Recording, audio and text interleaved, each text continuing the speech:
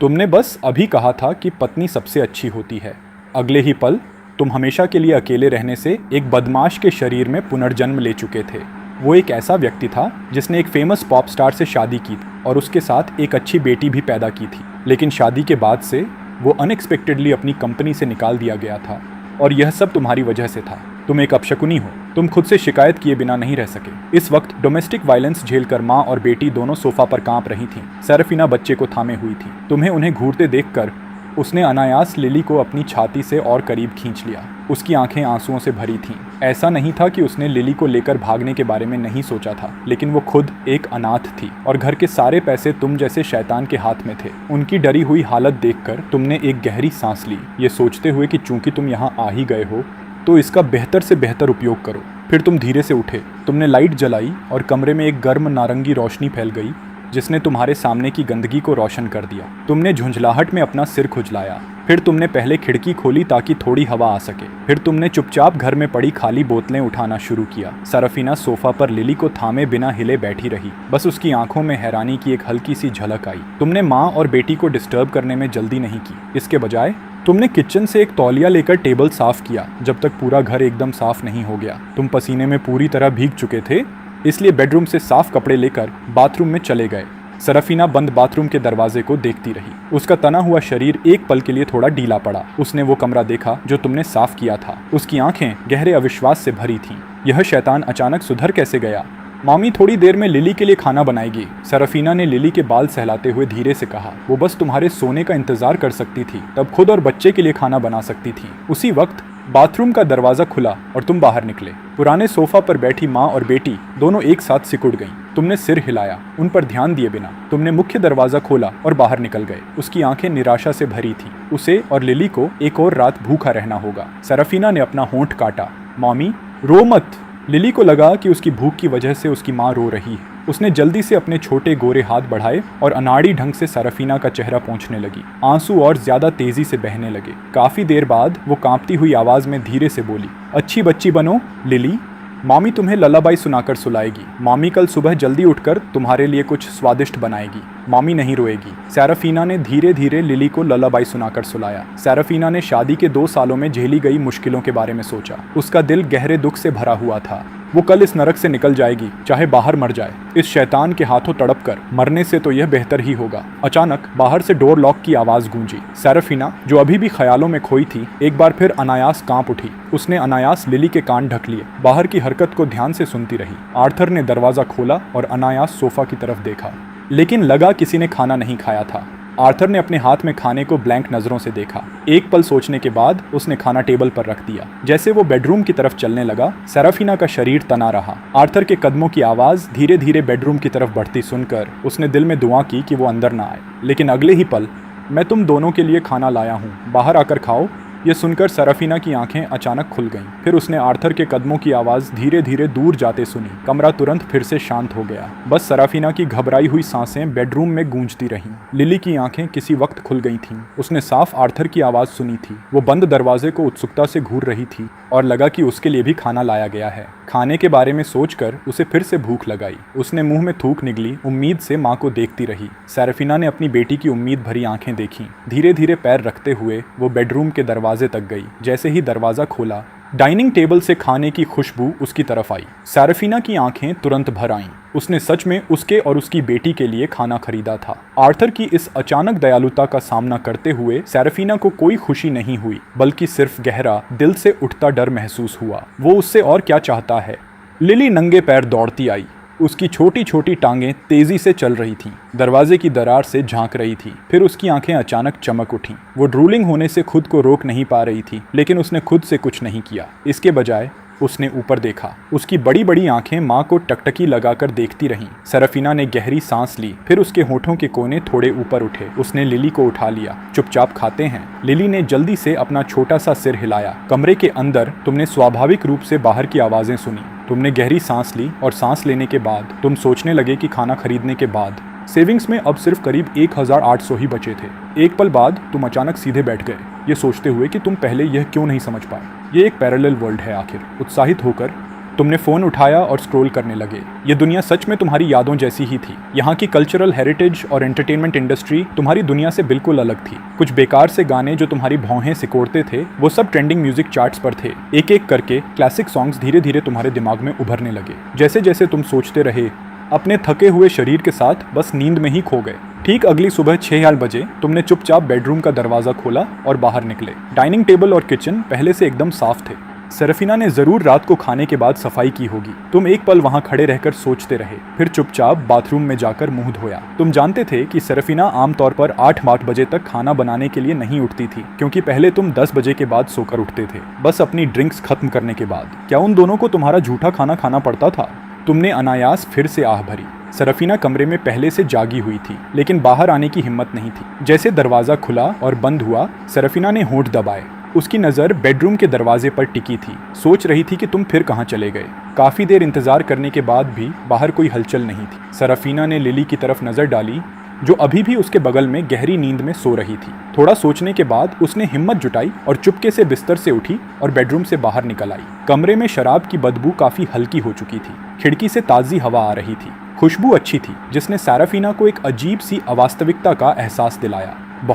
बहुत लंबे समय बाद उसने इतनी ताज़ी खुशबू सूंघी थी। सरफीना खिड़की तक गई। बाहर की दुनिया को देखते हुए वो अनायास ख्यालों में खो गई। तभी अचानक उसे याद आया कि वो 24 साल की है। कितना वक्त बीता पता नहीं। तभी सरफीना एकदम चौंक गई। फिर उसका पूरा शरीर अनायास तन गया, जैसे उसने मैकेनिकली शरीर घुमाया। तुम भी वहाँ शर्मिंदगी में जम गए। तुम्हें उम्मीद नहीं थी कि सरफीना पहले से जागी हुई है। मुंह धोने के बाद तुम्हें एहसास हुआ कि घर में खाने पीने का सामान नहीं है, तो बस थोड़ा मांस, सब्जी और चावल खरीद लाया। दोनों हैरान रह गए और तभी तुम अपनी पत्नी का चेहरा साफ देख पाए। बेहद खूबसूरत, ओरिजिनल दुनिया के इन्फ्लुएंसर्स और सेलिब्रिटीज से कहीं ज्यादा। हालांकि वो बहुत पतली थी और उसका चेहरा बेहद पीला था, शायद कुपोषण की वजह से। ये देखकर तुम्हें दर्द, नफरत और शर्मिंदगी एक साथ महसूस हुई। ये बहुत क्रूर था। ऐसी खूबसूरत पत्नी के साथ इस तरह का बर्ताव, ये सच में घटिया था। मैं पहले खाना बनाता हूँ, तुमने अजीब खामोशी तोड़ते हुए कहा। सामान उठाकर तुम जल्दी से किचन में चले गए। सरफीना को अपने कानों और आंखों पर विश्वास नहीं हो रहा था। उसने सच में उसे ग्रीटिंग की और कब से वो खाना बनाना जानने लगा। सरफीना ने किचन में उस आकृति को चुपचाप देखा। उसके दिल में एक गहरी शिकायत उमड़ आई। उसने अपना होंठ जोर से काटा। उसकी आंखें धीरे धीरे आंसुओं से भर गईं। यह कैसे हो सकता है? मुझ पर तरस करो मामी। लिली इस वक्त जाग गई। माँ को न पाकर वो नंगे पैर दौड़ती बाहर आई। जैसे ही बाहर आई, उसकी छोटी नाक ने खाने की खुशबू पकड़ ली। उसने अपनी बड़ी आंखें किचन की तरफ घुमाईं। किचन में तुमने स्वाभाविक रूप से उस छोटी बच्ची को देखा, फिर उसे देखकर मुस्कुराए। अप्रत्याशित रूप से लिली डरकर सरफीना के पीछे छुप गई। तुमने लाचारी से नाक रगड़ी। थोड़ी देर में खाना तैयार था। तुमने दूर खड़ी उन दोनों को देखा जो अभी भी अकड़ी हुई थी, और कहा। लिली साफ दिखाई दे रही थी, जैसे वो थूक निगल रही थी, लेकिन वो फिर भी नहीं हिली।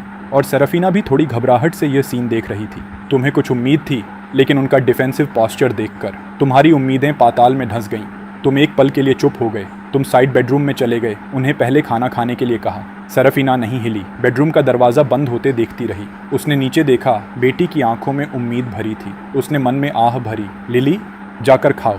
टेबल पर तुम्हारा बनाया बाजरे का दलिया रखा था, सुनहरे रंग का और बहुत लुभावना। 2 साइड डिशेस भी थे और एक छोटी बोल में स्टीम्ड एग। जैसे ही लिली ने स्टीम्ड एग देखा, उसकी आंखें चमक उठीं। सरफीना एक पल के लिए स्पीचलेस रह गई।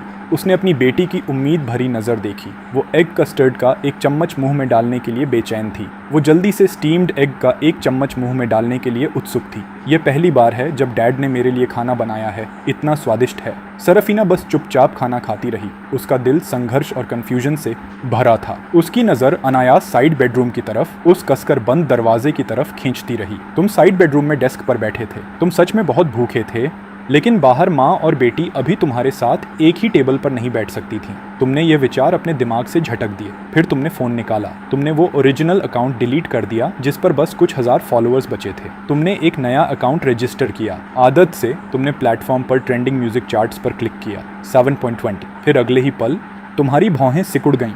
यह कैसा ट्रैश है? लास्ट मिनट मिरेकल दिखाने की कोशिश कर रहे हैं। ऐसा घटिया गाना भी ट्रेंडिंग सर्चेस पर छाया रह सकता है। प्लान बनाकर तुमने डेस्क से कई भूले बिसरे म्यूजिक मैन्यूस्क्रिप्ट्स निकाले। ये सब सरफीना के छोड़े हुए थे। तुमने मैन्यूस्क्रिप्ट्स को डेस्क पर सीधे फैलाया। तुम्हारी कलम तेजी से कागज पर चलने लगी, स्टाफ नोटेशन लिखते हुए। ओरिजिनल दुनिया में तुम एक सॉन्ग राइटर थे, अब तुम बस उस टैलेंट को टाइम के पार ले जा रहे थे। ये छोटा सा काम तुम्हारे लिए कोई चैलेंज नहीं था। बस थोड़ी देर में तुम्हारे सामने एक पूरा म्यूजिकल स्कोर तैयार था।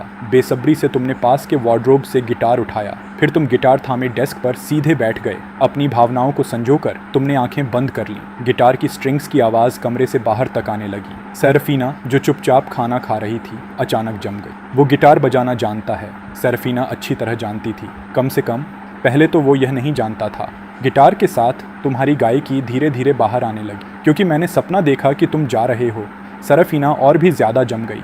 उसकी आंखें अविश्वास से भर गईं। यहाँ तक कि लिली, जो खुशी से खाना खा रही थी, भी उस गायकी की तरफ खींच गई।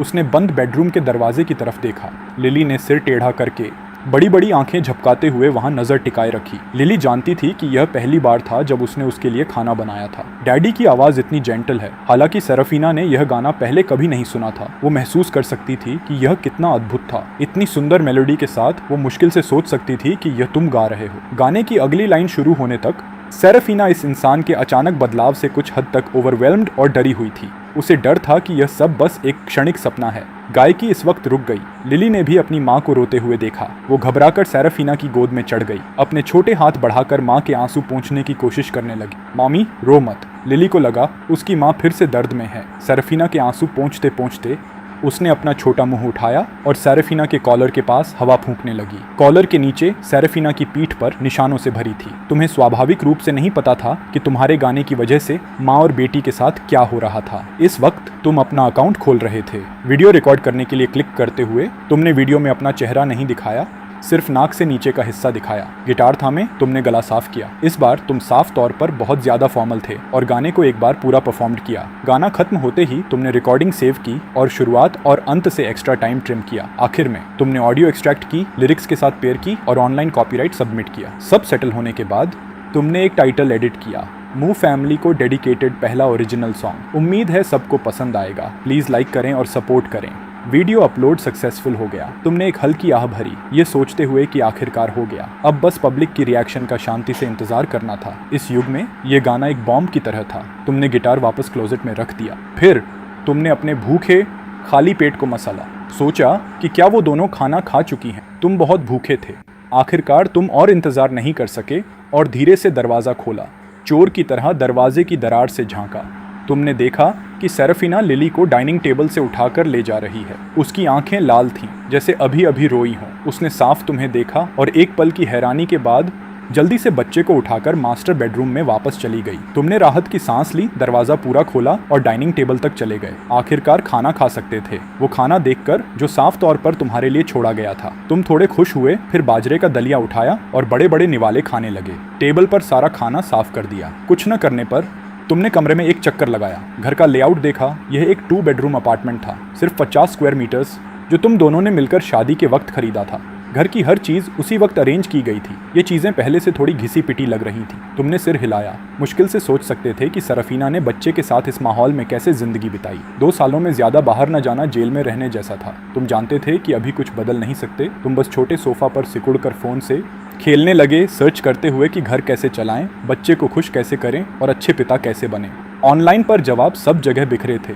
तभी मास्टर बेडरूम का दरवाजा अचानक फिर से खुला। आवाज की तरफ देखने पर तुमने एक छोटा सा सिर झांकते हुए देखा। लिली ने सिर टेढ़ा करके अपनी माँ जैसी बादाम आंखों से देखा। वो उत्सुकता से तुम्हें देख रही थी। उन चमकती आंखों में मासूमियत और साफदिली भरी थी।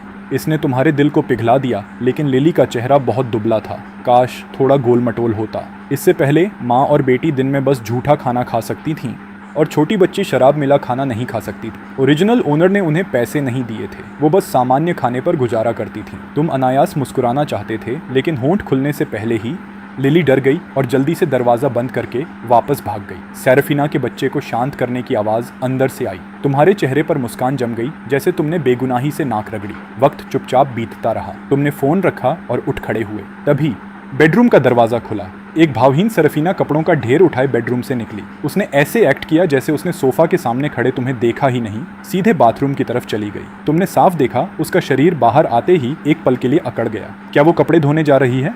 कल उतारे तुम्हारे कपड़े अभी भी वॉशिंग मशीन में थे। ये सोचकर तुम भी जल्दी से बाथरूम की तरफ चल पड़े। साराफीना बहुत घबरा गई थी। उसे उम्मीद नहीं थी कि तुम अभी भी घर पर हो। आमतौर पर इस वक्त तुम पहले से उन बुरे दोस्तों के साथ पीने निकल जाते। तुम्हारे कदमों की आवाज़ उसकी तरफ आती सुनकर वो और भी घबरा गई। उसका शरीर थोड़ा कांपने लगा। मेरे कपड़े वॉशिंग मशीन में हैं, क्या मैं पहले उन्हें निकाल कर टांग सकता हूँ? जैसे सेराफीना वॉशिंग मशीन का दरवाज़ा खोलने के लिए झुकी, वो और भी ज़्यादा लड़खड़ाते हुए बाथरूम की दीवार की तरफ सरक गई। वो तुम्हारी अनुमति मांग रही थी। उसकी आंखें तुम्हारी आंखों से बचती रहीं। आर्थर की तरफ देखने की हिम्मत नहीं। शुक्रिया। उसकी आंखें अपना गुस्सा और दिल का दर्द नहीं छुपा पा रही थी। तुमने अभी अभी सेराफीना की गर्दन पर कई बैंगनी लाल निशान साफ देखे थे। तुम वॉशिंग मशीन में कपड़े संभाल रहे थे और उसकी तरफ और नज़र डाले बिना बस इतना कहा, खाना तैयार हो जाए तो लिली को खाने के लिए बुलाना याद करना। लिली सो रही है, थोड़ी देर में उसे जगाने जाऊंगी। वो बेहद घबराई हुई लग रही थी। तुम जानते थे कि यहाँ रहने से उस पर प्रेशर पड़ेगा। तुमने लाचारी से नाक रगड़ी, वॉशिंग मशीन से कपड़े निकाले और जल्दी से बैल्कनी पर जाकर सुखाने लगे। फिर तुम किचन और बाथरूम में चले गए। सेराफीना कपड़े हाथ में लिए वहीं जमी खड़ी रही। किचन में खाना बनने की आवाज़ आने तक वो वापस हकीकत में आई। कांपते हाथों से उसने कपड़े वॉशिंग मशीन में डाले, लेकिन उसकी नज़र अनायास किचन की तरफ खींची रही। मन में सोचती रही, आखिर इसे हो क्या गया है? सेराफीना ने अनायास नाक रगड़ी, फिर अचानक फिर जम गई। कब से ये आदत हो गई मुझे? सेराफीना बस वॉशिंग मशीन के सामने खड़ी घूमते ड्रम की आवाज़ सुनती रही। मन में जटिल भावनाएं उठती रहीं। सारे कपड़े धुल जाने पर उसने उन्हें निकाला और बैल्कनी पर सुखाने चली गई। इस बीच वो आदमी किचन में मेहनत से काम में लगा था। लिली ने सेराफीना के बुलाने का इंतजार नहीं किया। वो खुद उठ गई। उसके छोटे हाथ अभी भी नींद भरी आंखें मल रहे थे। अगले ही पल जब उसने तुम्हें किचन में व्यस्त देखा, उसकी खूबसूरत आंखें साफ चमक उठीं। फिर वो उत्सुकता से किचन के दरवाजे के फ्रेम से टिककर तुम्हारी पीठ को देखती रही। सेराफीना कपड़े सुखाने के बाद मुड़ी और यह दृश्य देखा। छोटी लिली बड़ी उम्मीद से देख रही थी। तुम्हें किचन में इतना व्यस्त देखकर सेराफीना की भावनाएं अचानक उमड़ पड़ीं। वो जल्दी से मुड़ी और दीवार से टिककर दोनों हाथों से अपना चेहरा ढककर धीरे धीरे नीचे बैठ गई। आंसू चुपचाप बहने लगे। यह एक ऐसा दृश्य था जो सिर्फ सपनों में ही हुआ था। इस बार तुम फिर से उनके साथ टेबल पर नहीं बैठे। खाना टेबल पर रखने के बाद तुम जल्दी से घर से निकल गए। दरवाज़ा बंद होने की आवाज़ सुनकर सेराफीना ने जल्दी से चेहरे से आंसू पोंछे। वो उठी, लिली को उठाया और डाइनिंग टेबल पर आई। किसी को नहीं पता था कि अभी उसके अंदर कितनी जटिल भावनाएं थीं। वो खुद भी नहीं जानती थी कि वो क्या सोच रही है। खाना सुबह के नाश्ते जितना ही स्वादिष्ट था। छोटी बच्ची खुशी से स्टीम्ड एग खा रही थी। हालांकि माँ और बेटी का यह शांत लंच जल्दी ही दरवाज़ा खुलने की आवाज़ से टूट गया। तुम एक बड़ा सा बैग उठाए अंदर आए। उसने दरवाज़ा खोलकर अंदर आई। लिली सेराफीना के करीब सरक गई। स्टीम्ड एग के लिए इस्तेमाल होने वाला छोटा चम्मच अभी भी उसके मुंह में था। उसकी बड़ी बड़ी आंखें तुम्हारी हर हरकत को फॉलो करती रहीं। तुमने नजरें नीची रखी। डरी हुई माँ और बेटी को सीधे देखने की हिम्मत नहीं। बस सोफा पर जाकर बैग रख दिया। मैं तुम्हारे लिए ऑइंटमेंट लाया हूँ, इसे लगाना याद करना। मैं बच्चे के लिए एक टॉय भी लाया हूँ। मैं बच्चे के लिए एक टॉय भी लाया हूँ। हालांकि नहीं पता उसे पसंद आएगी या नहीं। मैंने देखा था कि दूसरी छोटी लड़कियों के पास होती है, इसके पास भी होनी चाहिए। बोलने के बाद तुम एक पल के लिए चुप हो गए। मुझे पता है तुम यकीन नहीं करोगी और मैं अब तुम्हें नहीं मारूंगा। तुम और लिली को घर पर इतना डरे हुए नहीं रहना है। बच्ची अभी छोटी है, यह माहौल उसके लिए अच्छा नहीं है। उसे बहुत बेहतर महसूस हुआ, जैसे उसका डिप्रेशन छूट गया हो। सेराफीना के जवाब का इंतजार किए बिना तुम चुपचाप साइड बेडरूम में वापस चले गए। सेराफीना ने उस आकृति को गायब होते देखा। दरवाजा कसकर बंद होते देखकर उसे और भी कम पता चला कि क्या कहे। इस आदमी के एक ही दिन में इस अचानक बदलाव का सामना करते हुए वो अभी भी अपनी गार्ड नीचे करना मुश्किल पा रही थी। बेडरूम में तुम्हारा मूड और भी बुरा था। तुम्हारी आंखें लाल थीं। साफ था कि तुम बाहर रहते हुए रोए थे। काश ये संभव होता। यहाँ जो हुआ वो न जानते, खासकर सेराफीना पर वो निशान देखकर। तुम्हारा दिल इतना दबा हुआ था कि टूटने पर था। तुम सच में समझ नहीं सकते थे कि कोई अपने परिवार के प्रति इतनी बड़ी दुर्भावना कैसे रख सकता है। खाना खत्म होने के बाद उन्होंने तुम्हारे लिए कुछ छोड़ा था, लेकिन जब तुम कमरे से निकले और कॉफी टेबल पर तुम्हारे लाए हुए सामान को देखा तो वो बैग अभी भी बंद पड़ी थी। तुमने अंदर ही अंदर होंठ दबाए। हालांकि तभी लिली ने अपना छोटा सिर बाहर निकाला। तुम्हें उत्सुकता से देखते हुए तुमने जल्दी से उसके लिए एक मुस्कान बनाई। इस बार वो डर कर नहीं भागी। तुम्हें थोड़ी राहत मिली क्योंकि इस मुलायम छोटी लड़की ने तुम्हारे भारी दिल को थोड़ा ठीक किया। तो तुमने चॉपस्टिक्स रख दिए। अपनी सारी कोमलता जुटाकर तुमने धीरे से लिली का नाम पुकारा। तुम्हारी आवाज ने उसके शरीर को थोड़ा थरथरा दिया। इसके बजाय उसने मुड़कर बेडरूम के अंदर देखा। फिर जैसे हिम्मत मिली हो उसने फिर तुम्हें देखा और उसके मुंह से एक कोमल मीठी बच्चे की आवाज आई, डैडी। तुम्हारी आंखें तुरंत आंसुओं से भर गईं। ये पैरेलल वर्ल्ड में आने के बाद सुनी सबसे खूबसूरत आवाज थी। लेकिन लिली ने सिर टेढ़ा करके अजीब से तुम्हें देखा क्योंकि तुम एक साथ रो और मुस्कुरा रहे थे। तुमने जोर से सिर हिलाया और उठकर बैग से डॉल निकाली। तुमने धीरे से उसके सामने डॉल हिलाई। लिली की बड़ी आंखों में जैसे कुछ बदला। उसने डॉल को देखा, फिर बेडरूम की तरफ देखा। काफी देर बाद वो आखिरकार तुम्हारी तरफ धीरे धीरे चलने लगी। तुम्हारा दिल ढोल की तरह धड़कने लगा, उस छोटी बच्ची को डराने से बहुत डरे हुए जो आखिरकार तुम्हारे पास आई थी। वो तुम्हारे पास आई और अपना छोटा चेहरा ऊपर किया। जोर से सूंघते हुए अगले ही पल एक खुश मुस्कान आई। डैडी, अब बुरी स्मेल नहीं करते, क्या डॉल प्रिटी है? वो उसे लेना चाहती थी लेकिन हिम्मत नहीं हुई, बस अपनी बड़ी काली आंखों से तुम्हें टकटकी लगाए देखती रही। तुमने उसकी हरकत तुरंत समझ ली, तो तुम धीरे से उसकी नजरों के लेवल तक झुके और टॉय धीरे से उसके हाथों में रख दी। लिली ने आखिरकार टॉय ले ली। उसकी छोटी उंगली डॉल की ड्रेस को छूने लगी। उसकी आंखें तुरंत क्रेसेंट में बदल गईं। उसका खुशी भरा चेहरा देखकर तुम्हारे दिल में जटिल भावनाएं उठीं, खासकर जब तुमने पास से उसका दुबला पतला छोटा चेहरा देखा और उसके कपड़े जो धुलते धुलते फीके पड़ गए थे और साफ उसके लिए बहुत बड़े थे। तुम्हारा दिल जैसे सुइयों से छिद गया। वो सिर्फ 3 साल की है। तुमने सोचा, जल्दी से आंसू पोंछने के लिए होंठ काटते हुए, मुस्कान बनाए रखते हुए तुमने उसे चुपचाप खेलते देखा। इस वक्त तुम्हारी आंखों में कुछ और नहीं था। इस बीच मास्टर बेडरूम में साराफिना बाहर से अपनी बेटी की घंटी जैसी हंसी सुनकर पहले से रो रही थी। थोड़ी देर बाद उसने डॉल को कसकर थामा, तुम्हें अभी भी मूर्खों जैसे मुस्कुराते देखा और बेडरूम में वापस भाग गई। जो तुम नहीं जानते थे वो यह था कि रात 10 बजे तुम्हारा वीडियो ट्रेंडिंग म्यूजिक चार्ट्स पर 5th पर चढ़ चुका था। उसी वक्त डोइन हेडक्वार्टर्स के ऑपरेशंस डायरेक्टर लिसिया के ऑफिस में दरवाजे पर नॉक हुई। एक टेक्नीशियन टैबलेट लेकर अंदर आया। डायरेक्टर यंग, एक असामान्य स्थिति है। सिर्फ 2 घंटों में एक वीडियो ट्रेंडिंग चार्ट्स पर 5th पर चढ़ गया है। कौन सा बिग इन्फ्लुएंसर इस बार फेल हुआ है? कोई बिग इन्फ्लुएंसर नहीं, बल्कि आज ही रजिस्टर किया नया अकाउंट है और वीडियो को कोई प्रमोशनल ट्रैफिक भी नहीं मिला। कंटेंट बस एक गाना है। जैसे ही यह शब्द बोले गए, लिसिया का भाव तुरंत बदल गया। उसने तुरंत ट्रेंडिंग चार्ट्स खोले। रिजल्ट ने उसकी आंखों में हैरानी को और बढ़ा दिया। यह तो नंबर 4 पर चढ़ गया है। मुझे देखना है ये कैसा गाना है। गाना खत्म होने के बाद लिसिया पूरी तरह चुप हो गई। ये पहली बार था जब उसने इतना सुंदर गाना सुना था।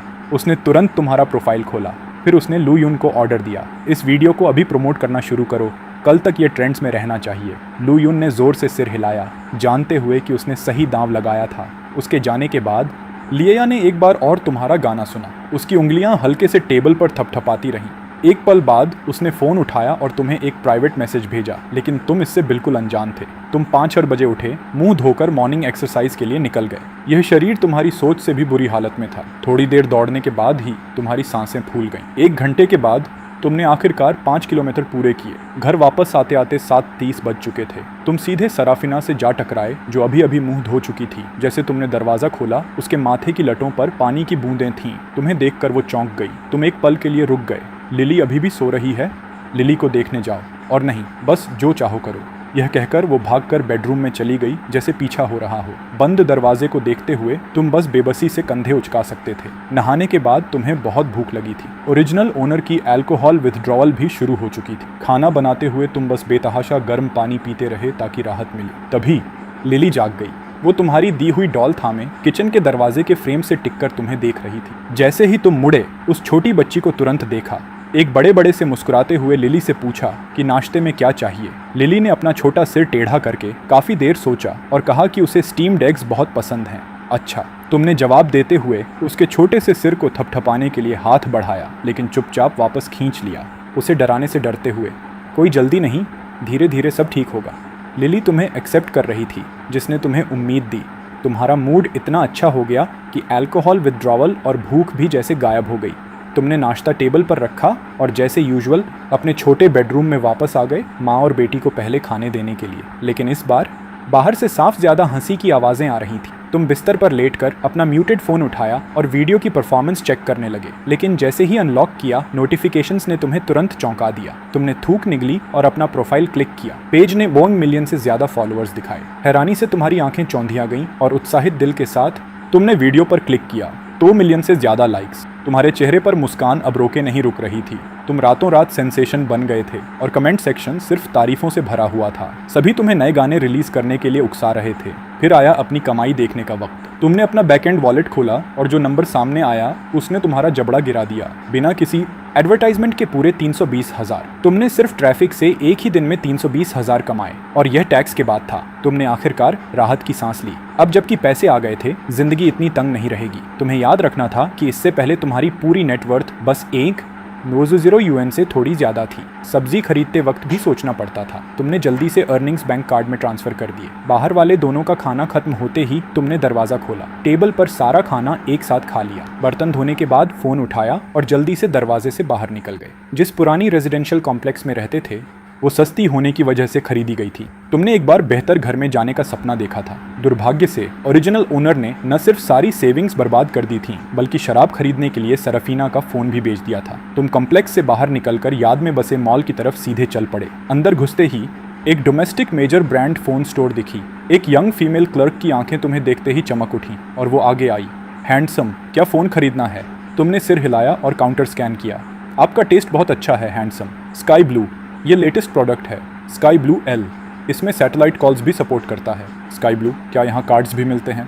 क्या आपके लिए है? मेरी वाइफ के लिए। क्लर्क तुरंत जम गई। उसकी आंखों में अजीब सी निराशा की झलक आई। अच्छे मर्द सच में दूसरों के होते हैं, लेकिन वो हिचकिचाई नहीं। एक हैंडसम आदमी की वाइफ बहुत लकी है, लेकिन कार्ड होल्डर को खुद रियल नेम आईडी के साथ आना होगा।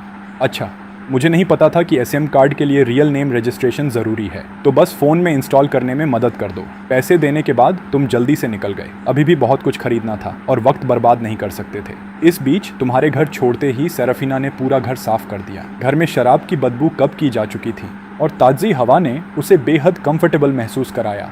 लिली को खुशी से खेलते देखकर सेराफिना के होंठ अनायास मुड़ गए एक मुस्कान में। जिंदगी कितनी अच्छी है। लेकिन अगले ही पल डोर लॉक खुलने की आवाज़ अचानक गूंजी और उसे उसके ख्यालों से तुरंत बाहर कर दिया। लिली भी जल्दी से उठ बैठी। धीरे धीरे, अप्रत्याशित रूप से बाहर से शोर भरी आवाज़ें आने लगीं, जिनमें तुम्हारी जानी पहचानी आवाज़ भी मिली हुई थी। धीरे धीरे।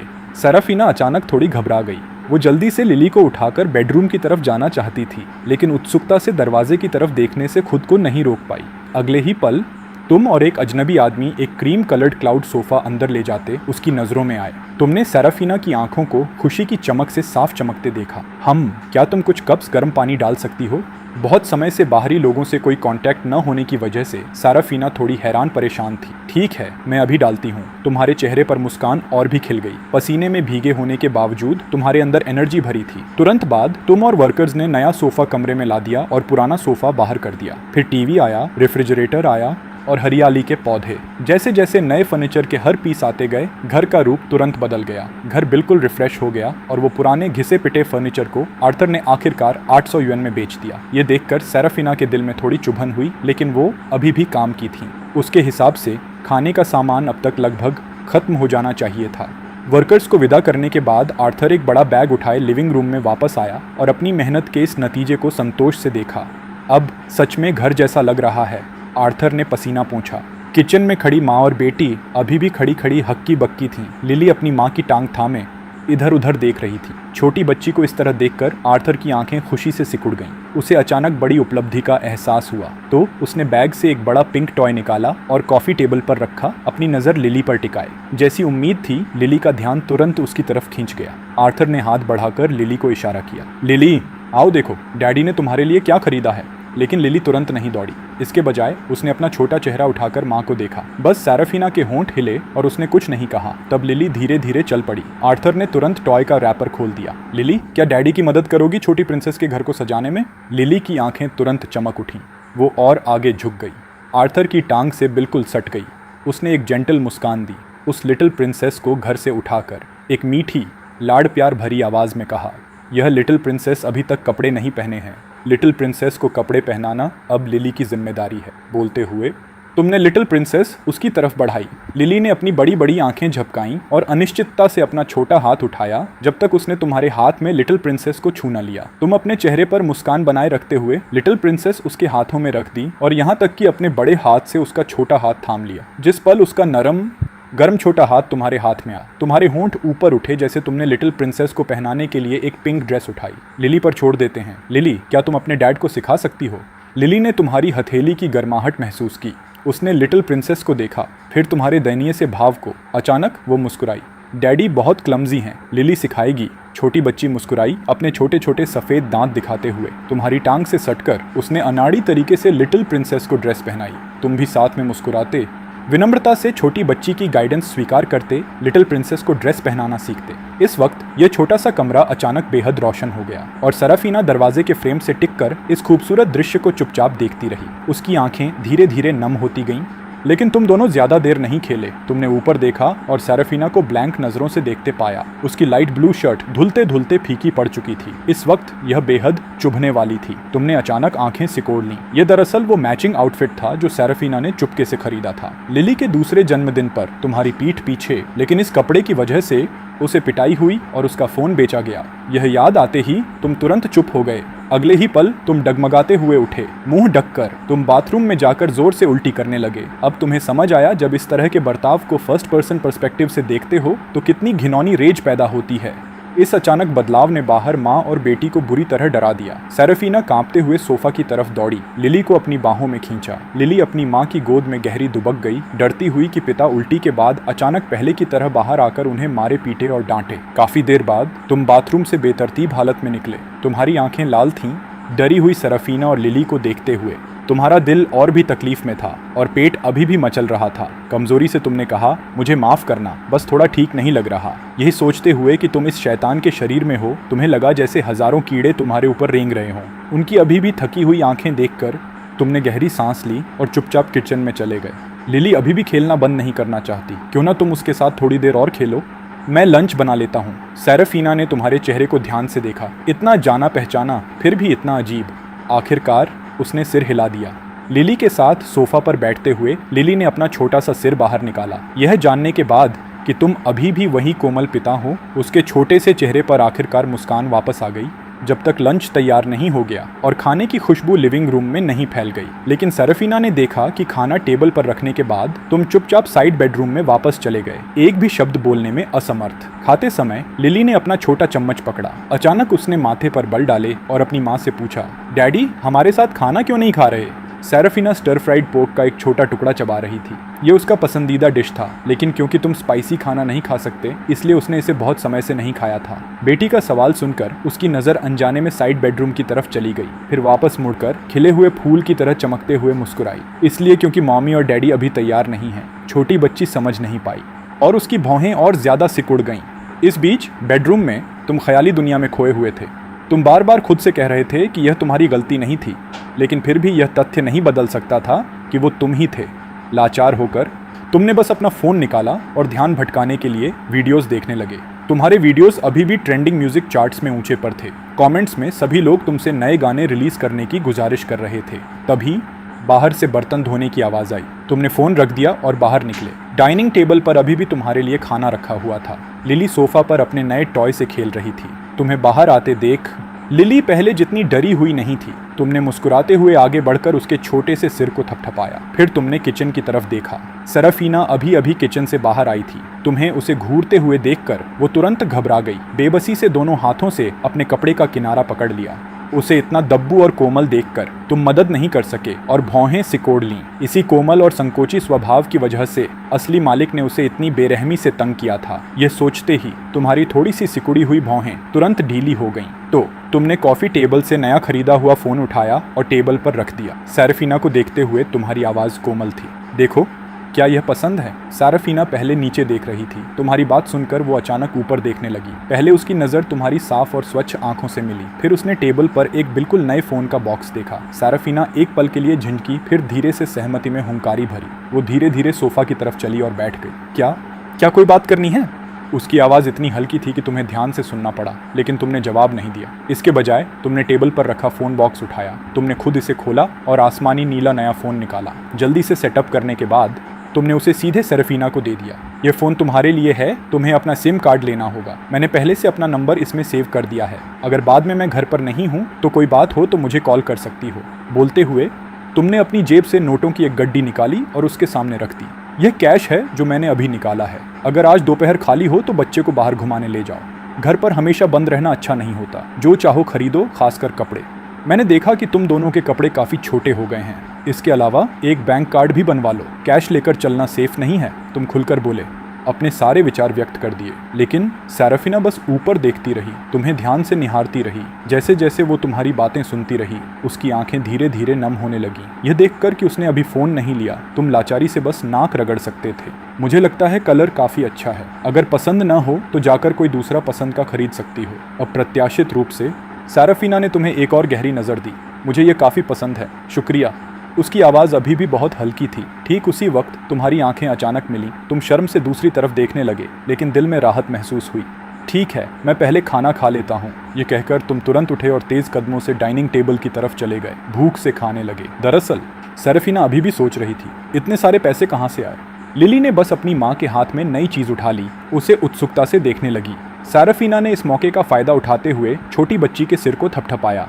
माँ और बेटी, एक बड़ी एक छोटी, दोनों मिलकर फ़ोन को समझने की कोशिश करने लगी। लेकिन माँ और बेटी आज पूरा दिन लिविंग रूम में रहीं, जिससे तुम्हें काफ़ी शर्मिंदगी महसूस हुई। आखिरकार तुम थोड़ा उदास होकर साइड बेडरूम में वापस लौट गए। शाम 5 बजे तक, जब बाहर का मौसम आखिरकार इतना गर्म नहीं रहा, सेराफिना सोफा पर बैठकर एक पल झिझकी, फिर टेबल पर रखे पैसे उठाए। फिर वो लिली को लेकर घर से बाहर निकल गई। लिली बहुत समय से बाहर नहीं गई थी। उसे बाहर खेलना बहुत पसंद था, लेकिन उसकी माँ पहले उसे बाहर नहीं ले जाती थी और उसके पिता उन्हें बाहर जाने नहीं देते थे, इसलिए वो इस बार बेहद खुश लग रही थी। छोटी बच्ची एक हाथ में डॉल पकड़े और दूसरे हाथ से माँ का हाथ थामे चल रही थी। उसकी बड़ी बड़ी गोल आंखें हर तरफ देख रही थी। हालांकि सेराफिना कुछ सिकुड़ी हुई थी और उसके कदम अनजाने में तेज हो गए। राह पर चलने वालों को देखते हुए वो खुद के बारे में अजीब तरह की हीन भावना महसूस कर रही थी, खासकर अपने और लिली के बारे में। ये ढीले ढाले कपड़े उसे ऐसा महसूस कराते थे जैसे दूसरों की नज़रें उस पर ज़रूर टिकती होंगी। उसे धुंधला सा याद था कि मॉल यहाँ से 2 ब्लॉक्स दूर था। मॉल वैसा नहीं था जैसा उसे याद था। सिर्फ 2 सालों में यह और भी भव्य रूप से सजा हुआ लग रहा था। जैसे ही वो अंदर घुसी, उसे एक मोबाइल फ़ोन शॉप दिखी। अंदर सिम कार्ड लेने का काउंटर था। सेराफिना एक पल झिझकी, फिर बच्चे को लेकर अंदर चली गई। दुकान में काफ़ी भीड़ थी और सभी स्टाफ व्यस्त लग रहे थे। बहुत समय से किसी से बात न करने की वजह से सेराफिना वहां खड़ी होकर कुछ खोई खोई लग रही थी। सौभाग्य से एक फीमेल क्लर्क ने उसे देखा। वो खुद आगे आई और पहले लिली के सिर को थपथपाया, फिर मुस्कुराते हुए बोली, कितनी अच्छी बच्ची है, क्या आप फ़ोन खरीदने आई हैं मिस? लिली की तारीफ सुनकर सेराफिना का चेहरा भी खिल उठा। फीमेल क्लर्क मुस्कुराती रही। बोलते हुए उसने सेराफिना को काउंटर की तरफ ले जाया। बिल्कुल, इस तरफ आइए, हमारे पास आपके लिए कई अलग अलग प्लान्स हैं, लेकिन क्या मैं पूछ सकती हूँ कि आपके पास किस ब्रांड का फ़ोन है? अगर यह हमारी दुकान का ब्रांड है। सेराफिना की आंखें चमकीं और उसने जल्दी से अपनी जेब से फ़ोन निकाला। मुझे लगता है ये आपका ही ब्रांड है और मैंने इसे आज सुबह ही खरीदा है। फीमेल क्लर्क हैरान रह गई। उसने सेराफिना को एक बार फिर ध्यान से देखा। आज के लेटेस्ट फ़ोन मॉडल ज़्यादा नहीं बिके थे। चूंकि वो सिम कार्ड के लिए आई थीं, क्लर्क का ध्यान सुबह के उस हैंडसम आदमी की तरफ चला गया। तो ये माँ और बेटी उस सुबह वाले हैंडसम आदमी की पत्नी और बच्ची, और उसके कपड़े साफ तौर पर ढीले ढाले थे। वो ऐसा नहीं लगता जो अपनी पत्नी और बच्चे के साथ बुरा बर्ताव करे। फीमेल क्लर्क थोड़ी कंफ्यूज थी, लेकिन फिर भी मुस्कुराते हुए बोली, तो सुबह फ़ोन खरीदने आया वो हैंडसम आदमी आपका हस्बैंड है। ये हमारा लेटेस्ट फ़ोन मॉडल है। 100 टॉपअप करें और 100 मुफ्त पाएं, साथ में 600 मिनट्स की फ्री कॉलिंग टाइम। उसने उत्साह से सर्विस देती रही। बस इस बार सर्विस का लक्ष्य आर्थर से बदलकर सेराफिना हो गया। सेराफिना इन बातों को सुनकर हक्की बक्की रह गई। उसने पैसे दिए और सफलतापूर्वक SCM कार्ड मिल गया। फ़ोन शॉप से बाहर निकलने के बाद भी क्लर्क की उत्साही आवाज़ उसके कानों में गूंजती रही। उसने वाकई कहा कि वो एक अच्छा आदमी है। सेराफिना सच में उसे बताना चाहती थी कि ऐसे अच्छे आदमी को घर ले जाना चाहिए। SIM कार्ड लेने के बाद सेराफिना ने बैंक कार्ड भी बनवाया और उसमें सारे पैसे जमा कर दिए। 4900 बचे। तुमने उसे इस बार पूरे 5000 दिए थे। फ़ोन और बैंक कार्ड लेकर बैंक से बाहर निकलते हुए सेराफिना ने आसपास की ऊंची ऊंची इमारतों को देखा। अचानक उसे लगा कि वो सच में जी रही है। अब वो अपनी बच्ची को लेकर जा सकती है। हाथ में पैसे होने पर वो खुद काम करके अपनी और बच्ची की देखभाल कर सकती है। वो अपने सपनों को भी पूरा कर सकती है। आज़ादी के इस अचानक एहसास ने सेराफिना को वहीं खड़े खड़े एक लंबे वक्त तक सपनों में खो दिया, जब तक एक कोमल बच्चे की आवाज़ उसके कानों में नहीं आई। मॉमी, क्या लिली को आइसक्रीम मिल सकती है? वो वापस हकीकत में आई। लिली अभी भी उसका हाथ थामे थी।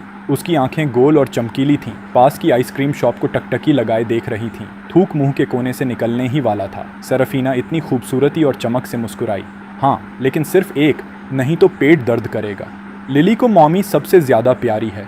माँ और बेटी आखिरकार घर से बाहर निकली थीं। तुमने एक शानदार शावर लिया, बिल्कुल अनजान कि सेराफिना शायद वापस ना लौटे। नहाने के बाद तुमने आज का डिनर तैयार करना शुरू किया। रोज की तरह 2 मांसाहारी और 2 सब्जी के व्यंजन। तुमने सोचा था कि आज रात सूप नूडल्स बनाएंगे, लेकिन चूंकि नहीं पता था कि वो कब लौटेंगी, इसीलिए तुमने अभी नहीं बनाए। तुमने तैयार की हुई सामग्री टेबल और कटिंग बोर्ड पर रख दी। फिर तुम लिविंग रूम में वापस आए और सोफा पर ढेर हो गए पेरेंटिंग टिप्स पढ़ने के लिए फ़ोन उठाया। बच्चा खाना न खाए तो क्या करें? तुमने उसे स्वाइप करके हटा दिया।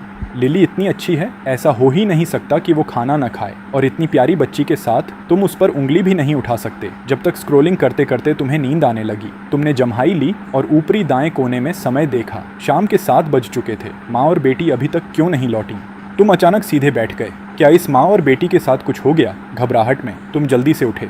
जूते पहनकर तुम उन्हें ढूंढने के लिए बाहर जाने की तैयारी करने लगे, लेकिन जैसे ही तुमने दरवाज़ा खोला, तुम सीधे उन दोनों से टकरा गए जो बाहर से लौट रही थीं। दरवाजे से एक हल्की सी हवा का झोंका आया। तुम पूरी तरह हैरान रह गए। इस वक्त सरफिना एक अनजान सी धुन गुनगुना रही थी। उसके रिलैक्स्ड कदम और उसकी मुस्कान की लकीर बता रही थी कि वो बहुत अच्छे मूड में है। वो कई शॉपिंग बैग्स उठाए हुई थी। लिली एक हाथ से उसके कपड़े का कोना पकड़े थी, दूसरे हाथ में वो अभी भी तुम्हारी दी हुई डॉल थामे थी। जो बात तुम्हें सबसे ज्यादा चौंका गई वो यह थी कि दोनों ने नए अच्छे से फिटिंग कपड़े पहने हुए थे। उनकी दोनों की जीवंत और प्यारी बादाम जैसी आंखें तुम्हें देखकर जम सी गईं। एक पल बाद लिली प्यार से लिपट गई। उसने डैडी पुकारा। ये साफ था कि उसका दिन बाहर बहुत अच्छा बीता था। नए कपड़े पहनकर लिली बेहद खुश मूड में थी। उस एक डैडी ने तुम्हारी रूह को हिला दिया। तुम कांपती आवाज में जवाब दिया। फिर तुमने झुककर लिली के बालों को रगड़ा और प्यारी सी बच्ची को उठा लिया। उन्हें पहले घर के अंदर ले जाओ। डैडी आज तुम्हारे लिए नूडल्स बनाएंगे, ठीक है? 2 एग्स वाले, वो वाले। लिली को डैडी सबसे ज्यादा प्यारे हैं। बाहर सेराफिना हवा के झोंके में खोई खोई खड़ी थी। छोटी बच्ची बस कह रही थी कि उसे मॉमी सबसे ज्यादा प्यारी है। एक पल में वो दूसरी तरफ चली गई। एग्स वाले नूडल्स जल्दी तैयार हो गए। तुमने उसके सामने नूडल्स रख दिए। तुमने उसकी छोटी सी नाक को छुआ और आदतन बेडरूम की तरफ मुड़ने लगी। लेकिन जैसे ही तुम मुड़े, छोटी बच्ची ने तुम्हारे कपड़े को अपने हाथ से खींचा। डैडी, क्या तुम लिली के साथ खाना खा सकते हो? वो मीठी कोमल आवाज़ फिर से गूंजी। तुमने मुड़कर लिली की उम्मीद भरी नज़र देखी। झिझकते हुए तुमने सेराफिना की तरफ चोरी से एक नज़र डाली जो पास में बैठी थी। सेराफिना ने कुछ नहीं कहा, जैसे उसने लिली की बात सुनी ही ना हो। वो बस अपने नूडल्स स्लर्प करती रही। तुम्हें कुछ समझ नहीं आया। ये सिचुएशन सच में संभालना मुश्किल था। बस सीधा जवाब दो, मार दो या छोड़ दो। इस चुप्पी का क्या मतलब है? तुम बस थोड़ा आजमाने की कोशिश कर सकते थे। तो मैं लिली के साथ बैठकर खाता हूँ। लिली के बगल में बैठकर डैड ने जवाब दिया, यह लिली है।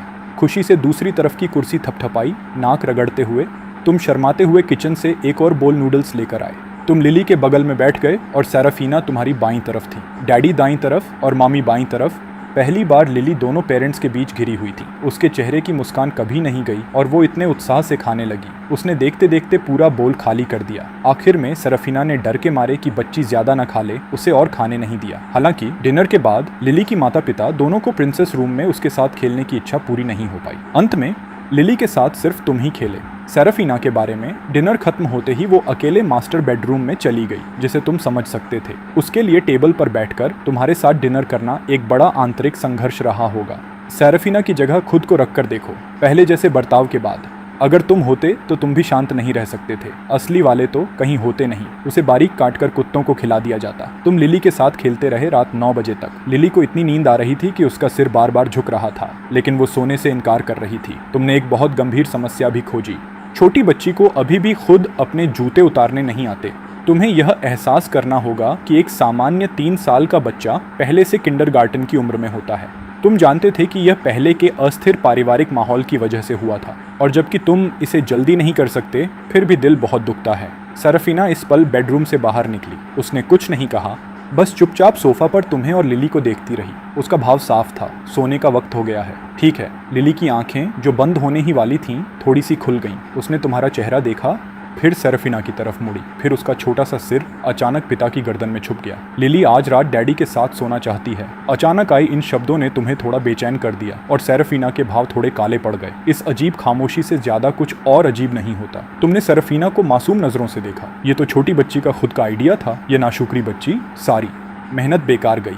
2 दिन में दुश्मन की मीठी बातों में बह गई। आखिरकार छोटी बच्ची को अपनी मनमर्जी मिल गई। सेराफिना ने उसे जल्दी से नहलाया। छोटी बच्ची खुशी से डैडी की बेड में चढ़ गई। लिली तुम्हारी गर्दन से कोआला की तरह चिपक गई, छोड़ने से इनकार करते हुए। तुमने उसे वैसे ही थामे रखा। यह पहली बार था जब तुम एक बच्चे को सुला रहे थे, इसलिए तुमने इंटरनेट पर देखे पेरेंटिंग टिप्स याद किए और लिली को धीरे धीरे एक बेड टाइम स्टोरी सुनाने लगे। जल्दी ही लिली बेहद संतुष्ट होकर गहरी नींद में सो गई।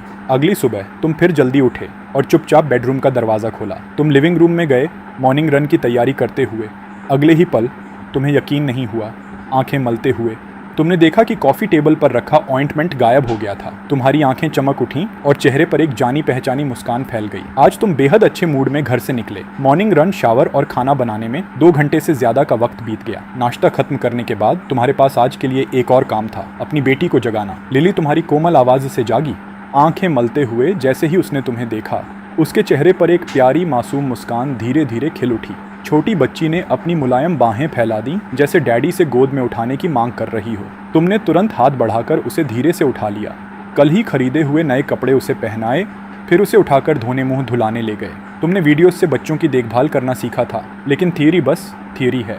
अब जब सच में कर रहे थे तो समझ आया ये कितना मुश्किल था। छोटी बच्ची का शरीर इतना नाजुक था कि ज्यादा जोर लगाने की हिम्मत नहीं हुई, जिससे पूरा काम बहुत अनाड़ी लग रहा था, खासकर बाल बांधते वक्त। बहुत कोशिश करने के बावजूद तुम बेबस महसूस कर रहे थे और आखिर में बस टेढ़ी सी छोटी बना पाए। डैडी बड़े डम हैं। मिरर में अपनी टेढ़ी छोटी देखकर लिली ने मुंह बनाते हुए तुम्हें छेड़ा। तुमने उसका गाल छुटकी से पकड़ा, जिससे लिली की हंसी छूट गई और उसने अपने छोटे हाथ से तुम्हारी नाक को छुटकी ली। सेराफीना बेडरूम से बाहर आई और पिता पुत्री के इस दिल को छू लेने वाले नज़ारे को देखा। उसने कुछ नहीं कहा, बस चुपचाप किचन में जाकर नाश्ता लेकर आई।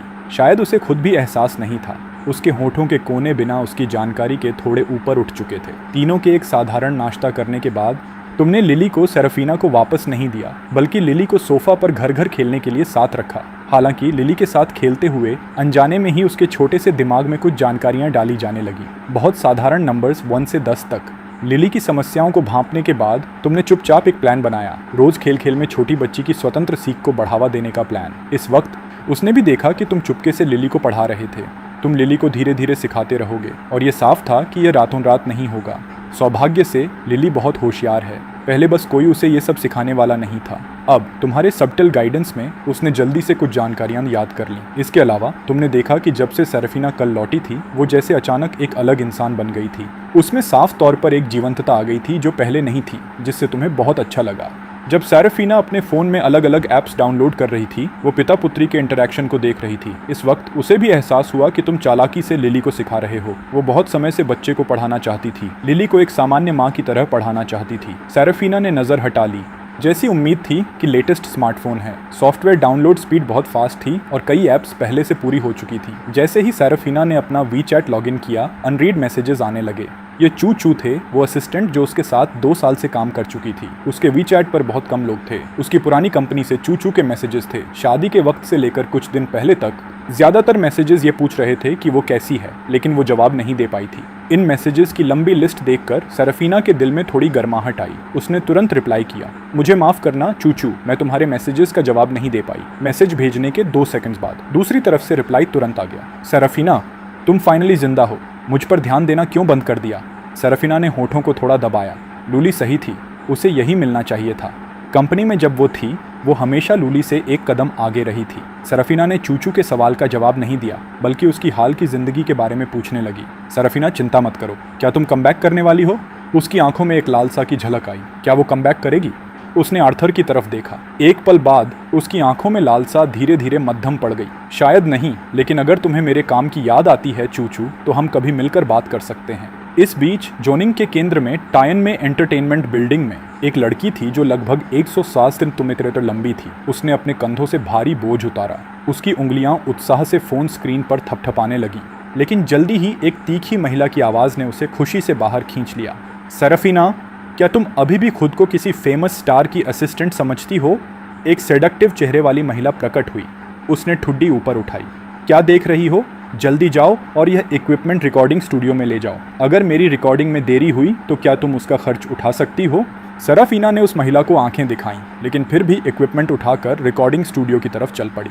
ठीक है मिस शान, इस सैटरडे को मेरी छुट्टी है, जब खाली हो तो बात करते हैं। यह मैसेज देखकर सेराफीना के चेहरे पर आखिरकार मुस्कान आई। उसने फ़ोन स्क्रॉल करके देखा और कोई मैसेज न होने पर वेबो पर स्विच किया। उसकी आखिरी पोस्ट 2 साल पहले की थी। उसके फॉलोअर्स की गिनती जो कभी लाखों में थी अब कुछ हजार ही रह गई थी। हैरानी की बात यह थी कि कुछ पुराने फैंस अभी भी थे जो अक्सर कमेंट्स में उसका हाल पूछते थे। उसने कैजुअली वेबो के ट्रेंडिंग टॉपिक्स स्क्रॉल किए और वो हैरान रह गई। सब रीसेंट सेलिब्रिटी गॉसिप के बारे में थे, लेकिन कुछ एक ऐसे सॉन्ग के बारे में बात कर रहे थे जो रिसेंटली वायरल हो गया था। एक रात में सिर्फ एक वीडियो से लाखों फॉलोअर्स मिल गए। यह आखिर है कौन?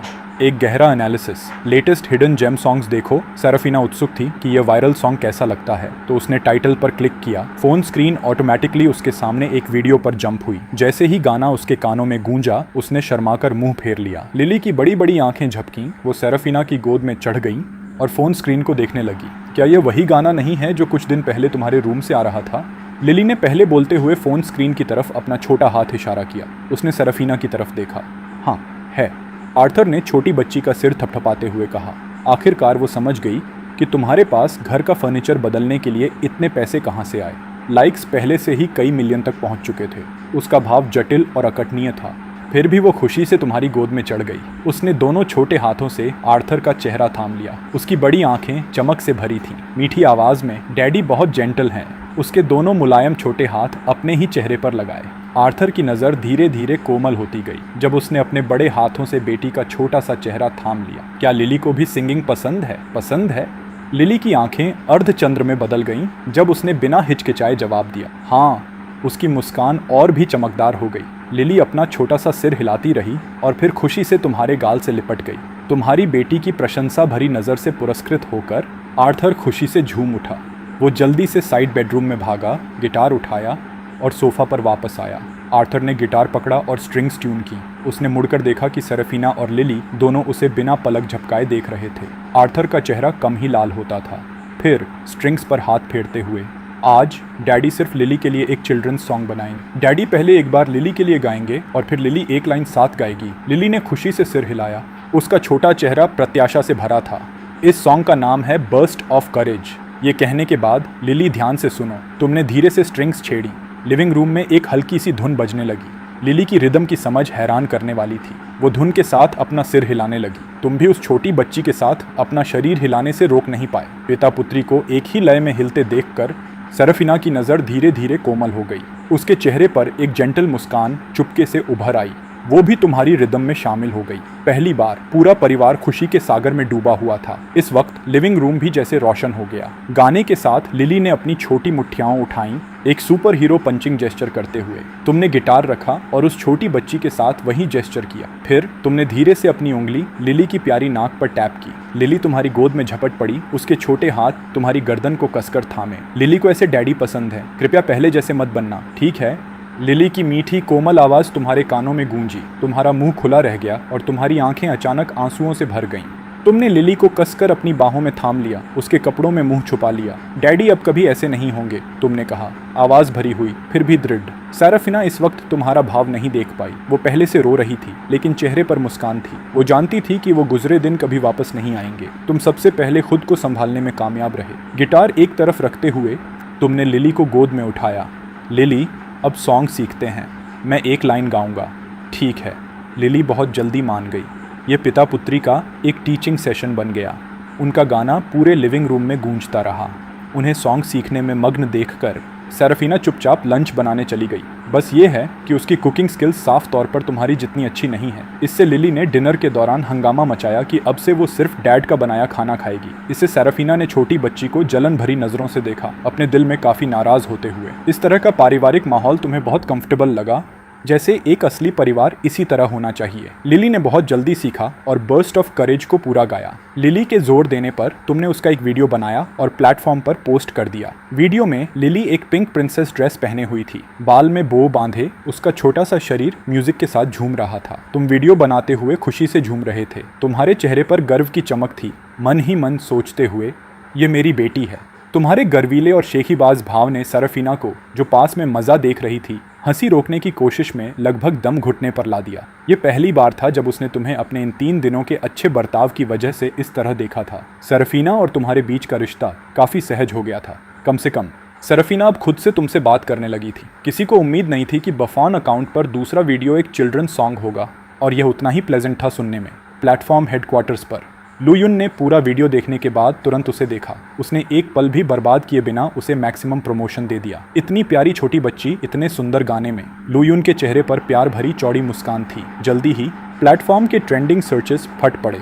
हैविंग यू का तूफान अभी पूरी तरह शांत नहीं हुआ था। करेज इरप्ट्स। हैविंग यू का तूफान अभी पूरी तरह शांत नहीं हुआ था। एक नया तूफान पहले ही उठने लगा था। इस वीडियो की पॉपुलैरिटी और भी तेजी से बढ़ी। सिर्फ एक दोपहर में लाइक्स 5 मिलियन तक पहुंच गए। कमेंट्स की संख्या भी बेतुकी थी, जिसकी वजह से उस रात तुम्हें फिर से फोन म्यूट करना पड़ा। सोफा पर लिली को गोद में लिए बैठकर तुम कमेंट्स एंडलेसली स्क्रॉल करते रहे। कमेंट्स में हर एक इंसान मजेदार था। तुम स्क्रॉलिंग रोक नहीं पाए। अगर मेरी ऐसी बेटी होती तो 100 माइल्स के अंदर कोई बुरा लड़का नहीं आने देता। ये सबसे ज्यादा लाइक्ड कमेंट था। अगले दिन सैटरडे को तुम बस अपना मॉर्निंग रन खत्म करके आए थे। पसीना पोंछते हुए तुमने दरवाज़ा खोला और देखा कि सरफीना नया खरीदा हुआ स्लिप नाइट गाउन पहने हुई है। वो बाथरूम से बाहर आ रही थी। साफ था कि अभी अभी शावर किया था। तुम्हारे मन में अचानक एक कविता की पंक्ति आई, प्राकृतिक सुंदरता बिना किसी कृत्रिम सजावट के। इस वक्त सरफीना का यह एकदम सटीक वर्णन था। तुम्हें उसे मूर्ख की तरह घूरते देखकर सरफीना ने अनायास अपनी छाती ढक ली। उसका चेहरा धीरे धीरे लाल होने लगा, यहाँ तक कि उसके कान की लौ भी लाल हो गई। हालांकि तुम दोनों की शादी को 2 साल से ज्यादा हो गए थे, यह बिल्कुल नए जोड़े जैसा लग रहा था। सेरेफिना ने खुद को शांत करने की पूरी कोशिश की। उसने तुम्हें ग्रीटिंग की और बेडरूम की तरफ उसके कदम अनायास तेज हो गए। तुमने एक सादा सा जवाब दिया। सेरेफिना ने कुछ और नहीं कहा और भागकर बेडरूम में जाकर छुप गई। तुम बेबसी से मुस्कुराए और मन में उठे स्ट्रे थॉट्स को झटक दिए। एक गाना गुनगुनाते हुए तुम बाथरूम में चले गए। तुमने नहाया, खाना बनाया और लिली को जगाया। जब तुमने बेडरूम का दरवाज़ा खोला, लिली अभी भी गहरी नींद में सो रही थी।